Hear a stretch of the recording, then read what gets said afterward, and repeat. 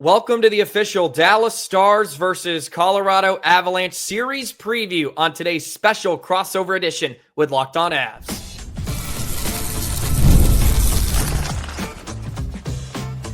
Your Locked On Stars, your daily podcast on the Dallas Stars, part of the Locked On Podcast Network, your team every day. Howdy, Stars fans. I'm Joey Erickson, former producer of 105 Through the Fan. Please be sure to subscribe. We are free and available wherever you get your podcasts and on YouTube. And as always, thank you so much for making us a part of your day and making us your first listen. It is the official series preview here on the Locked On Podcast Network, Locked On Stars and Locked On Avs. I caught up with Chris. We met with him last season as we prepared for round 2 between the Avs and Stars. This time it falls in round 1, and we get into all the nitty-gritty. Mikko Rantanen going back against his former club. Gabriel Landeskog, will he be able to join this series at some point? Miro Heiskanen, will he be back? So many different storylines between these two teams. It's going to be a lot of fun, and we had an absolute blast talking about some of the key players, some of the numbers, and our series predictions as well. So stick around for those at the end of today's show. Today's episode is brought to you by Game Time. Download the Game Time app, create an account, use code LOCKEDONNHL for $20 off your first purchase. Without further ado, it's Locked On Stars, Locked On Avs Series Preview.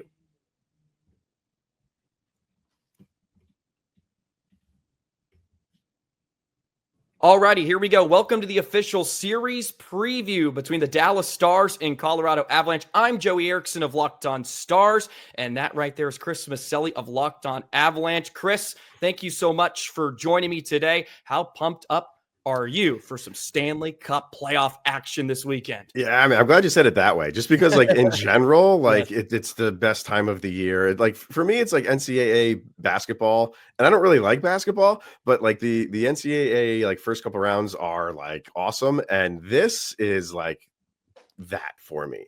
So sure, like yeah, these two teams getting together is what everybody's looking forward to. But just as a whole, there is nothing better than playoff hockey.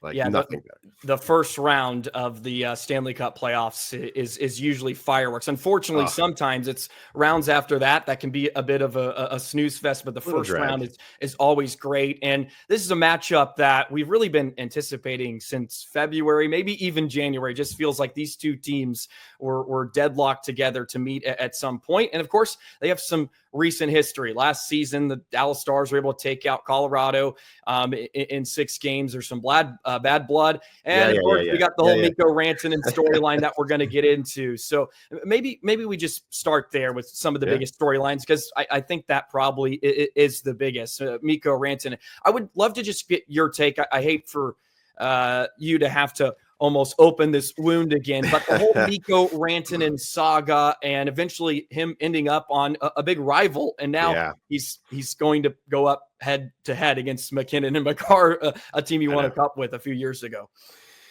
Yeah, it's going to be weird. I mean, it's weird anyway, just seeing him in Dallas Stars colors, but it was weird seeing him in Carolina Hurricane colors, you know? So, but now, you know, it's a whole nother dynamic to it, being in the playoffs. And man, like now it's 2 guys that you got to worry about, sending you home that are former Avs, and Duchene's done it already.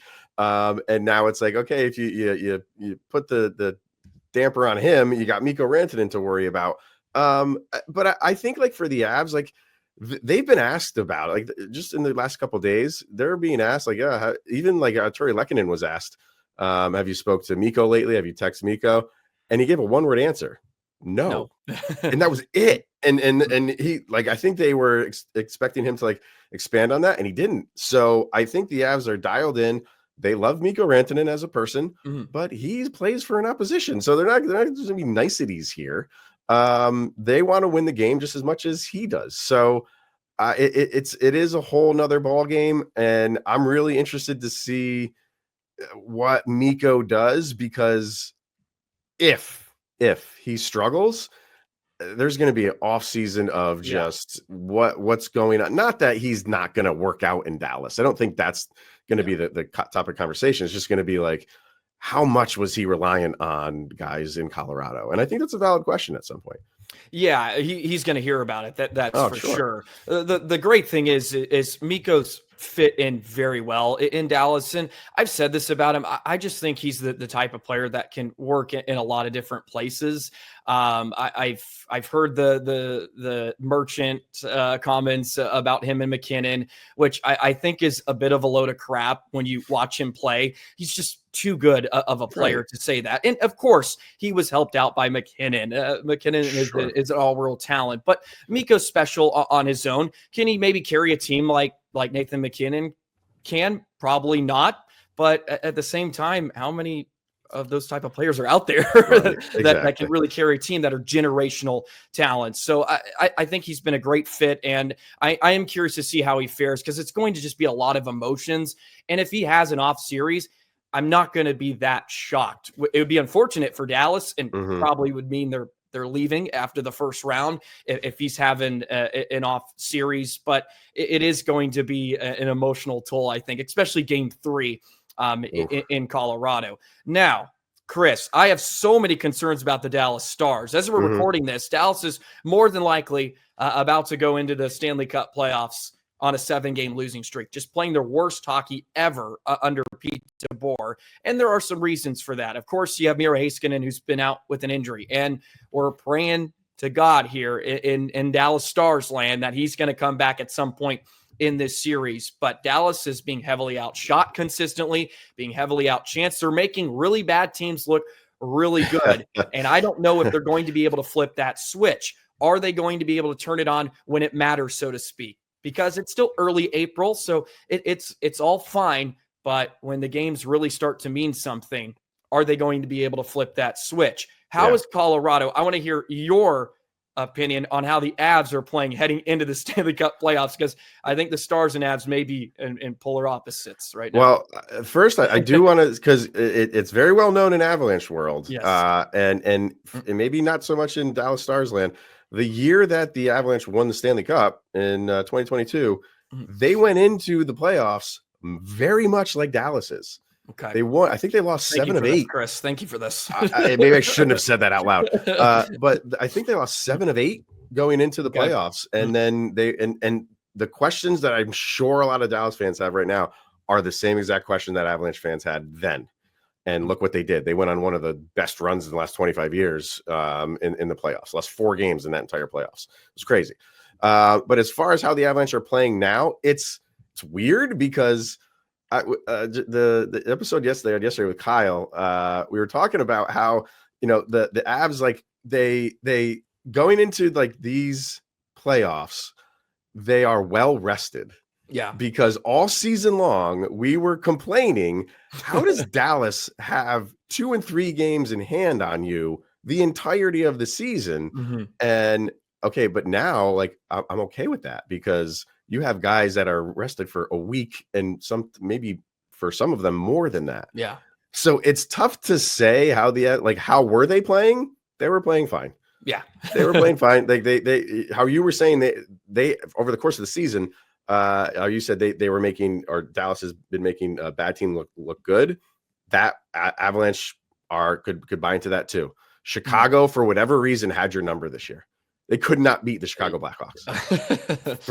Worst team in the league, one of them. And so, but that's how they're doing now. I would really say, since the trade deadline, how have they been playing? Yeah, and they've been playing fine. They've been playing good hockey. They have some really good games. They have some games where you're like, there's some left to be desired in that game. They've had some lapses sometimes. That's a concern for me, where they have, one was against Dallas, where they had the game in hand, and then they gave up 2 goals in 30 seconds, and you end up, got to go to overtime to win the game. So good, bad, everything in between. Yeah, I think that game against Colorado is just a wonderful summation of what the Stars have been the last month, because you see that third period, or at least that like 4-minute stretch, and we all know hockey games are 60 minutes, but you're like, well, they look like world beaters, right? And I guess every team's going to have some of those moments, and that's why I still hold out hope that, well, maybe they can show up, because they showed those little spurts of just domination, and they look like their old selves. But it's been a trend now recently that's just not the case. And maybe Stars fans can hold out hope. How Colorado went into the Stanley Cup playoffs a few years ago. I brought up the Texas Rangers comparison. They went into their postseason run just absolutely terrible. They lost the division the last few days, and then they end up win a World Series. So sometimes teams just find it. So you really never know. And I guess that's the exciting part of the Stanley Cup playoffs. Now, I would love to hear about those acquisitions a bit more. Brock Nelson, Charlie Coyle, they went out and got some center icemen to be strong down the middle. How do you think they fit? Because Colorado, from a faraway view, looks like they've been retooling a bit. They've just been trying to find pieces to hold things together, and maybe it's starting to gel at the right time. Yeah, well, so when they traded Mikko Rantanen, a couple of days later, GM Chris McFarland had a little bit of a press conference, and he said all the right things. Mikko's great, and this is the business and all that, whatever. And he made a comment, and he said flatly, "We're not deep enough."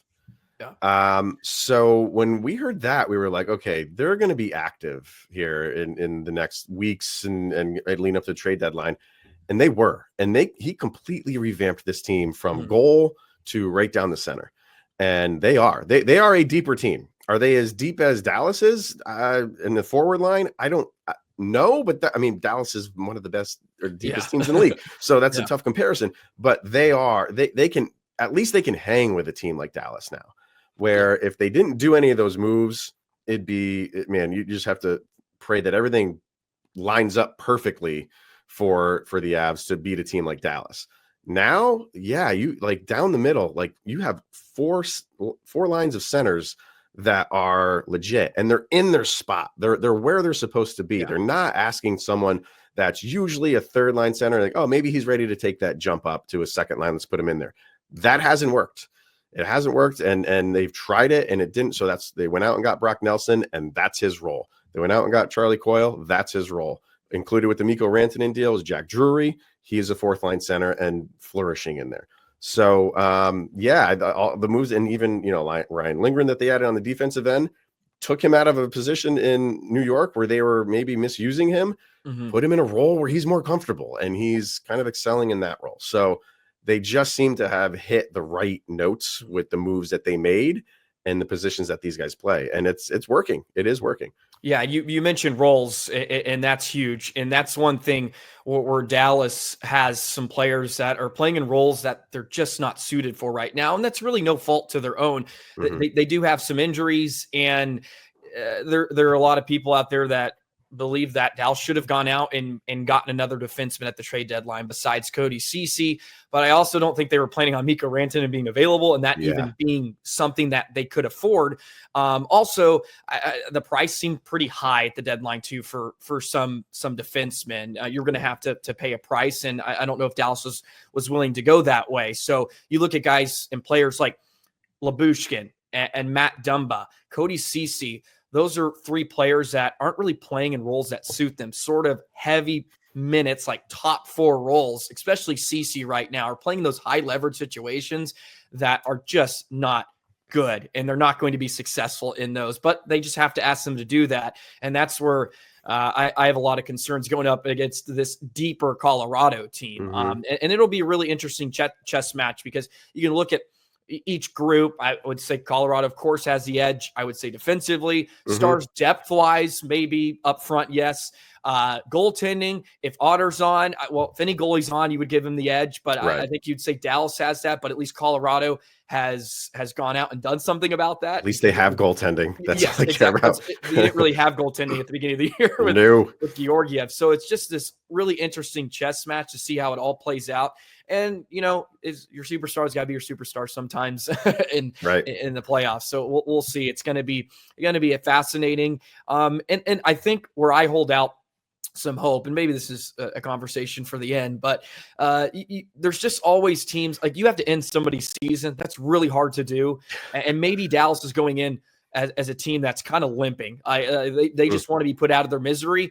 But you look at, like, I think of a Vancouver team last year that was on like their third string goaltender. Yeah. Even Colorado, for that matter, in the bubble when they played Dallas, they were down to like their third string goaltender, and they still forced a game 7. Like sometimes teams just find a way, and that's what makes the playoffs exciting. Absolutely. No, you never know. You never know. Yeah. Kyle and I did our predictions, and it's just it's so difficult. Yeah, because you just don't know. And if a team, like you said, like if a goalie gets hot.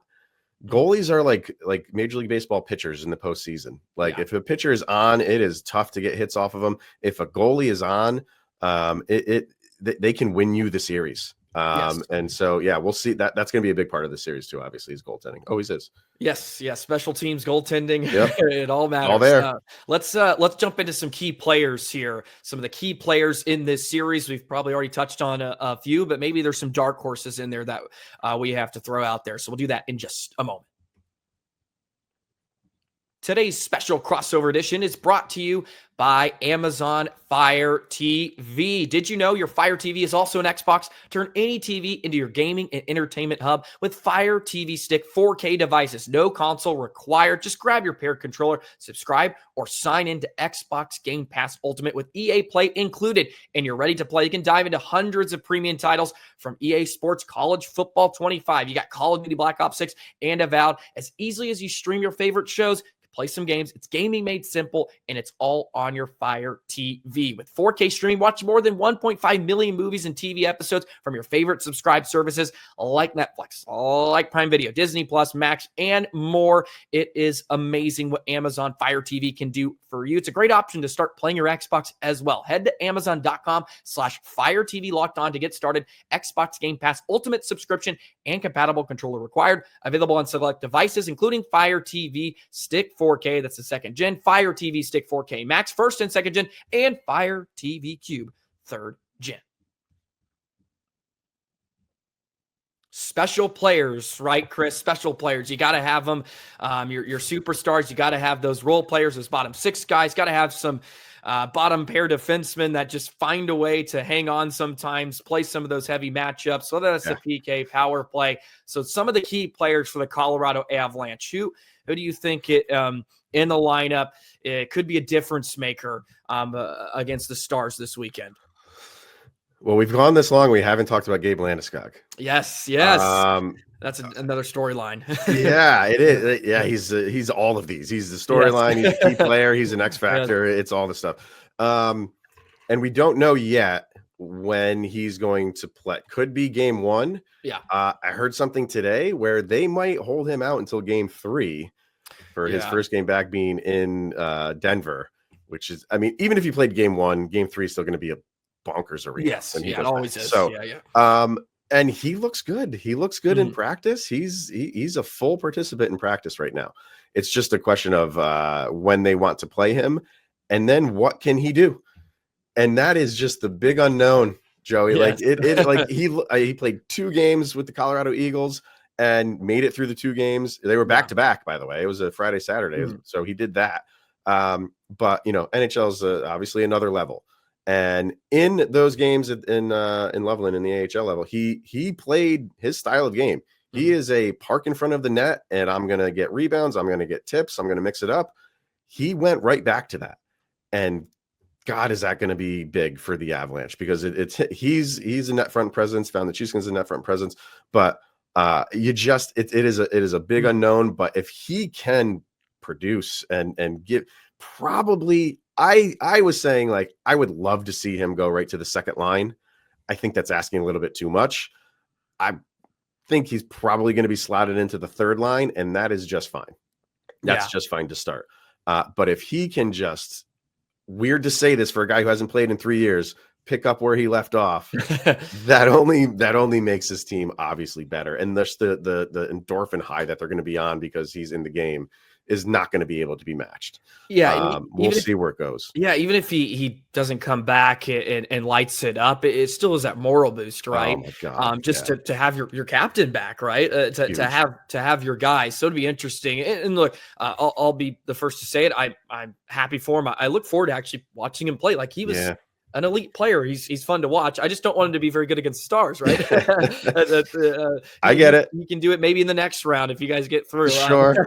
Or you can do it next season. So, but it will be really cool to monitor that situation, see when they want to work him in, and that sort of leads me to a guy in a similar place, but probably not as close to returning, and that's Miro Heiskanen. He's pretty much the key for Dallas. And I've said it a lot on Locked On Stars. He's the difference maker in Dallas winning this series or not. He's just so important. And you don't realize that until players like him are out. And there's a pretty steady decrease in the Stars play and their overall numbers that pretty much directly correlates when number 4 went out of the lineup. It's just gone downhill in a lot of ways. And when you miss your best player, your overall best player, this is how teams look sometimes. No team is different, whether that would be McKinnon's out or Makar. It's just a different team, and they're trying to fill his void with a lot of different bodies, but you just can't replace that type of talent on the back end because, number one, he's mobile and he's a skater. And Dallas doesn't have a lot of puck-moving defensemen on the back end. You're talking about guys that can bring a physical edge, which we hope will lend to some better playoff success rather than regular season. Game starts to tighten up. Maybe they'll be in some roles where they can thrive. But Colorado's a fast team. Colorado likes to play fast. They want to get out and run a bit. And that's where Dallas is really going to have some issues, especially without Miro. And he's not expected to be in game 1. That's pretty much out of the question. Okay. Maybe somewhere down in the series. But I don't know if he ever comes back. That's where I'm at. We're almost 3 months now away from like a major knee surgery. Like that'd be pretty quick for him to play games and play to a playoff level. Landeskog's had a bit longer of a runway up to this. This has been a long making. It would be a lot to ask out of Miro, but even a 70% Miro is better than 100% DC or Dumba. And that's no disrespect to those type of players. But right. No, that's just how good he is. So right. If he is back, I think it gives a lot of Stars fans hope, but it's a real possibility. This is just maybe some gamesmanship just to keep the Avs thinking, okay, he could come back. I think just to keep the locker room feeling, okay, he's going to come back. We'll be fine, right? I asked that same question on our show, and I wanted to ask you that. Yeah. Because you're obviously more dialed into the Stars than I. Do they know? Do you feel like they know? And because this is what I said to Kyle, is just they can't come out right now and just be like, he's not going to be in the entire round 1. Just the morale comes down. Yeah. So it's smart for them to say they'll go game by game. I feel like with this, I think they're just going to say he's not there for game 1. We know that. And then he's not going to be there for game 2. I just feel like, because then if he does come back, the boost I'm saying the Avalanche could get from the Landeskog is similar for the Stars. Yeah. Do they know? Do you think they really know or no? Yeah, I think they know either way at this point. Whether maybe he's ready for game 2. Seriously, maybe he could play in game 1 and they're just going to hold him out. I really think they probably seriously. I think they know either way. Obviously, teams are very tightly close to the vest right now, and I chatted with Sam Nessler of another Star show in the area, and he goes to practice, and he's very well within the Stars. He's on the beat for them and everything. Not for them, but he's really plugged in. And he was saying they've had the tarps up during practice for him. No one, they're keeping it, no one's seen him skate or whatever. So really, we have no idea. But I think they know either way. And as I said, he could very well be out, and they're just trying to keep the mood up. And I've also said I don't believe they should tax him. I don't believe they should put him in a situation where he can get hurt again if he's not fully healthy. It's not worth it. As much as I want the Stars to win a cup, we have years with Miro in this group right now that you have to worry about, and that's hard to contemplate. But it's something you really have to consider when you're talking about the player he is. In a lower body injury, his first major of his career and his strongest suit. You don't want to jeopardize anymore. And Landeskog have gotten into some of that, right? Where he's just got hurt again, and that's hard to come back from. Crazy. Setbacks all the time. Right? Yep. So it's a tough pill to swallow if you're a Stars fan. But if they do, if he does come back and he re-injures himself, and they move on, you screwed yourself for the rest of the playoffs. It's pretty simple. Exactly. I would probably say I'd rather let's say they win the first round series. Well, if Miro just don't have Miro playing the first round in general, and then if he's okay in that second, then you can bring him back. Right. Even Sam, just like you said, I would say maybe like a game 6 if they made it there. Maybe you could see him be put back in like a high leverage if they're down 3-2. If it's kind of a last desperation thing. So it'll be interesting the whole Landeskog and Miro stuff. It's going to be popping out every day. Yeah. And we're going to get the morning tweets after morning skate and all that. And absolutely. It'll be energy boost to both sides, or some disappointment, depending on which side you lie. Absolutely. So, there's a couple more guys that I wanted to mention for the Avs. One is, we're talking about Mikko and what he's got to do. What about the guy that they traded for when they got rid of Mikko and Marty Nashis? Special player. Has fit in very nicely with the Avs in the regular season. Has tailed off a little bit towards the end of the regular season.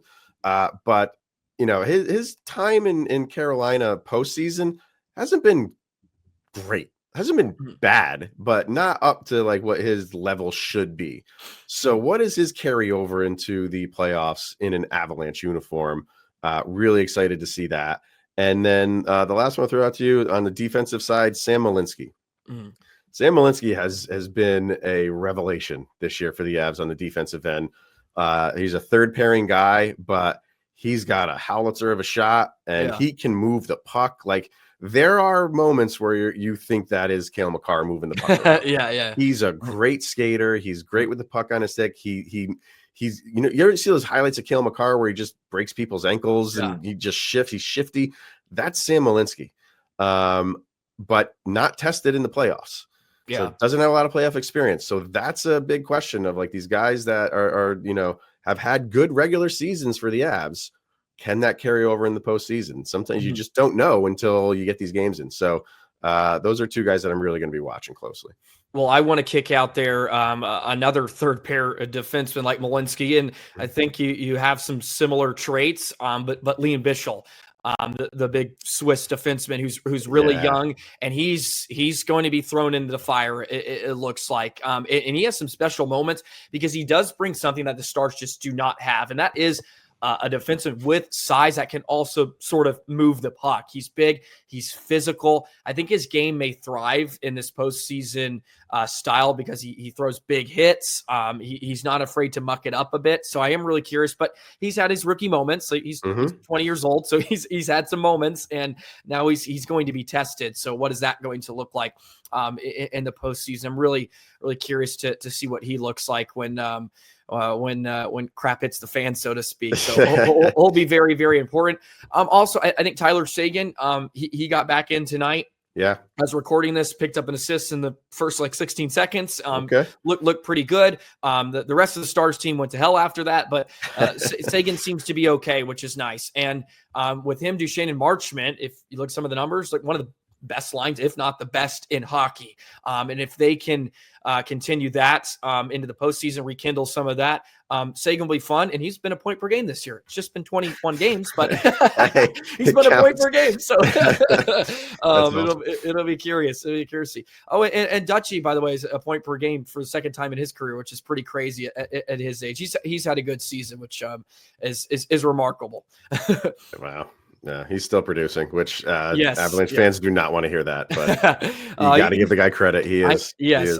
I don't know if Dallas can be able to get him to re-sign next season for another $3 million. That's going to be an interesting offseason topic. He's been a bargain for a couple of years, and you think this could be his last contract. I mean, how old is he now? Yeah, 30. He'll be 35, I guess. Wow. He's 34 right now. But yeah, right. So, but for whatever reason, I guess the fountain of youth is kind of here in Dallas. We did it with Pav a bit, so that's so true. Yeah, Dutchie's drinking the good water, I guess. Which we'll see. I don't know if that's that good in Dallas, but anyways, alrighty.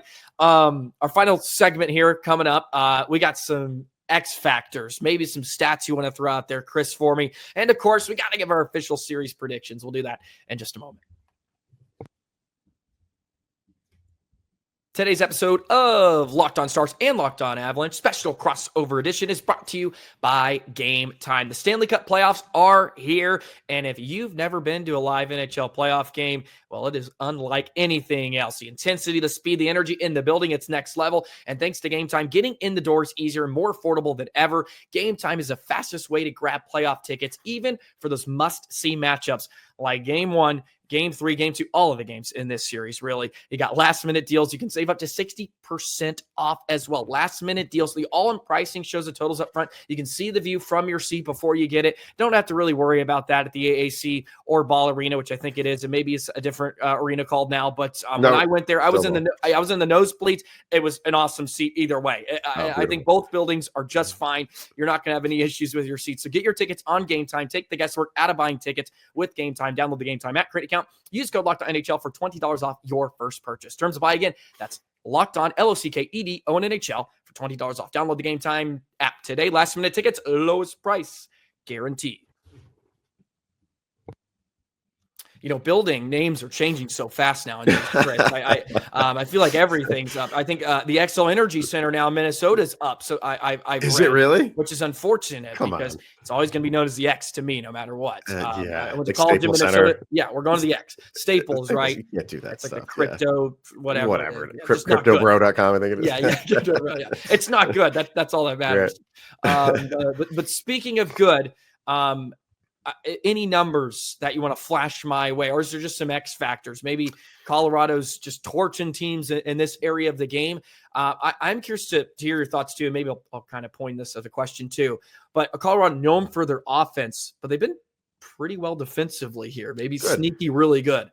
They've been better defensively this year. You know, they have their moments where they, we talked about those mental lapses where they've let teams back in.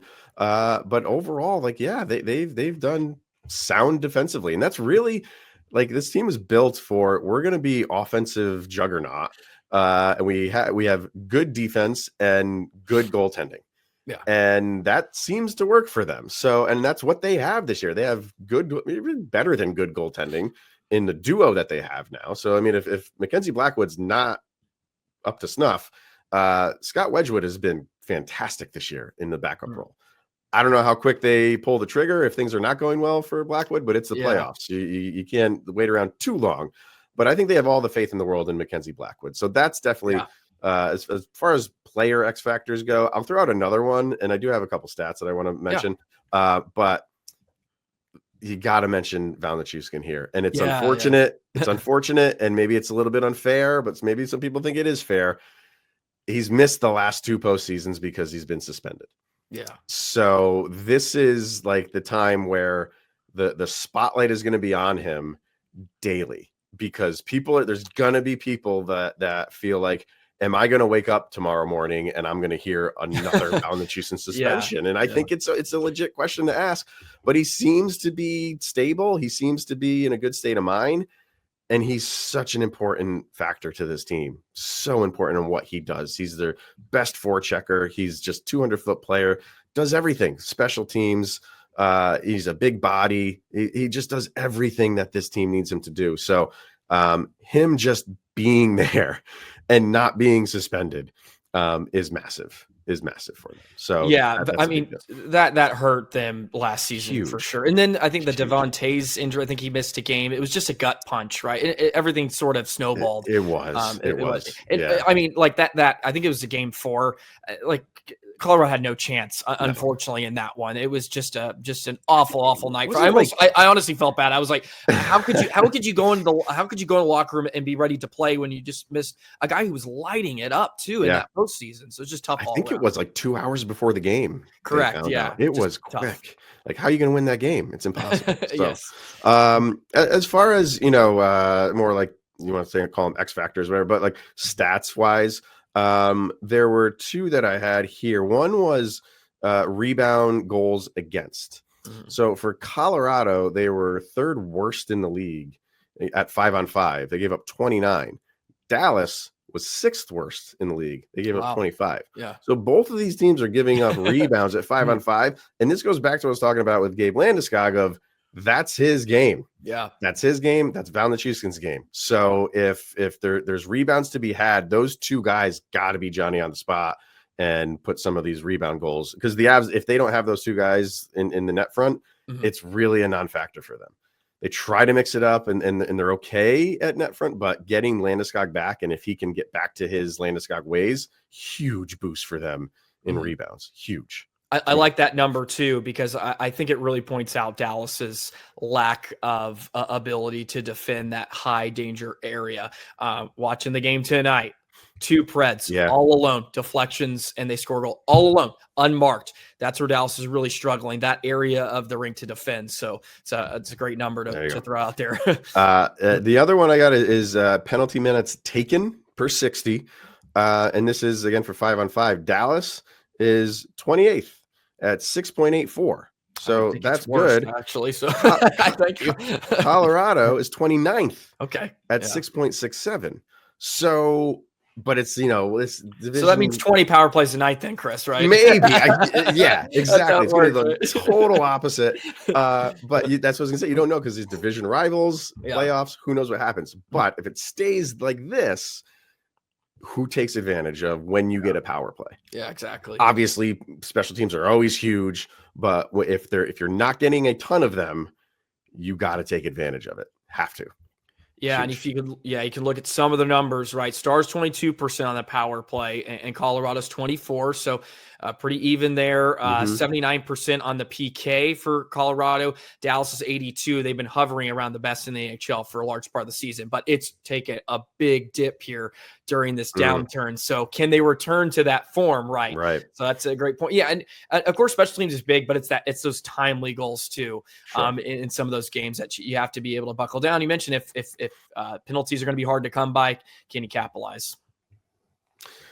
You have to, because you're not going to get many opportunities. And for the Avs penalty kill, it started off horrible. I think they were 30th for a long. Okay. So where they are now, I think they're somewhere in the middle, like 13, 14, if I'm not mistaken. It's above average. They're around the league. So where they have come from the beginning of the season till now, like, and you've seen some stats where if you start that stat at like January 1st or something like that, correct. Like they're like top 5. So I'm sticking with that. I'm going with that because the beginning of the season was just horrendous for them in the penalty kills. Terrible. You could make the same point for the Stars power play. I think they're like top 5 now since it's January, February, because it was abysmal. Every night it's just, and doing a show every day, it's just every night I'm bringing up power play struggle. Power play is underwhelming. It's like I have to create a segment after each game. Avs are similar. Avs will go through a power play, just misfires and just doing nothing. So you can't have that. You cannot have that in the postseason. Yeah, and the last couple of playoff runs, it's sort of been the Stars doing it. As much as the concerns I've always talked about the Stars defense, and that seems like the last really 3 years, can it hold up? Their demise has been their offense. It goes quiet. And their power play just doesn't seem to be able to work. And then all of a sudden they find themselves out. So they got to put that together. But I think this year it's safe to say it's going to be, can they hold on from being outshot consistently? And that would be the one number I'd bring up at 5-on-5. You can look at the expected goal differential number. That's always a popular one. Right. But Dallas is just being heavily outshot. Just everywhere, outchanced in those areas at 5-on-5. And we know Colorado be a very, very good 5-on-5 team, and they can run amok. Yeah. And I'm looking forward to watching McKinnon and Makar go like this in the offensive zone 3 times. Pretty much. I'm just going to be praying for Otter. Come on, buddy, make a save here and there. He's going to have to be really, really damn good in this series, I would suspect. So maybe that leads us into some of our predictions. We'll love to hear your pick. Stars versus Avs. I think you said Avs in 7 last year, if I recall correctly. I think you immediately said this was going 7 games. Yeah, it feels like that could be the case. But I could even see it being 5. I really could. If Dallas plays the way they are right now, it's going to be over in a hurry. Well, you say that. I could see the other way around. That's the crazy thing about this series. It could be Avs in 5, could be Stars in 5s, could be Avs in 7, Stars in 7. So, I hate doing this because it's always like, you're so I cheated a little bit. Like we on yesterday's episode, we Kyle and I threw out our predictions for this series. And if you've already listened to this, you know where I'm going with this. If you're a Stars fan, you probably don't. So I cheated a little bit and I played both sides of the coin. Okay. And how I did it was I feel like it'll be one at home. All right. Yeah. So if it's Avs, I feel like it's going to be Avs in 6. Yeah. And if it goes 7, I think that's going to be an insanely difficult game for the Avs to win. And if it goes 7, it'll be Dallas in 7. So those are my I'm giving you 2 predictions. One for each team. Yeah, and I'm sort of, you mentioned Stars at 7. That's sort of where I'm living, just because in order to win this year, they're going to have to get to 7. They're just going to have to. I think they're going to have to steal some games. They may get lucky. Maybe they get a call here that really helps them out. And also, like I said, if Miro does come back, watch out. Like maybe Dallas can buck up. I truly feel that way. That's how good he is. And I've said this way too much, but maybe.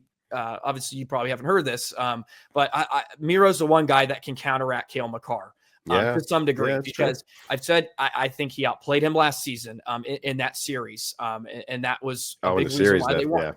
That series. And he's the only person on the Stars that can do that. So if he can kind of match up with it, and he can play against McKinnon a bit, it's not always going to be perfect, but he's better than trotting out Dumba out there against McKinnon.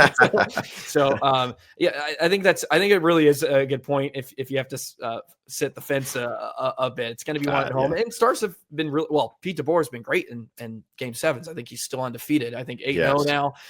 So for whatever reason, but we also know third-year Pete DeBoer, for some reason, everything seems to fizzle out. Oh, is that a thing? That's a thing in all the places he's been. But I do want to say this before we wrap up a bit. The Stars being at this point in the second seed is really remarkable. I think you can say that for Colorado being in third place too. The amount of injuries the Stars have dealt with, like they lost Marchment for a month. They lost Sagan for 57 games. They have lost Miro since January. They have had a real tough time, and they've had guys have slow start. And they've put together a 50-win season is really good. I know moral victories don't win anything, but I think you do have to give the props to some of the coaching stuff. And I think you can say the same for Colorado and what he's been through. At first, the first 2 months of the season, it was like an AHL lineup some nights for Colorado. The running phrase in Colorado right now is the Avalanche played 49 guys this year and had 49 wins. Yeah. Okay, perfect. That's a ton of players that you need to use. So we didn't bring up the coaching staff at all, and we probably should have at some point, because I know on the Avalanche side of things, they have done a masterful job this year getting this team to where they are right now. Yeah, I would say the same about Dallas. I don't know if every Stars fan would agree with me there. Coaches can be sometimes a hot topic, like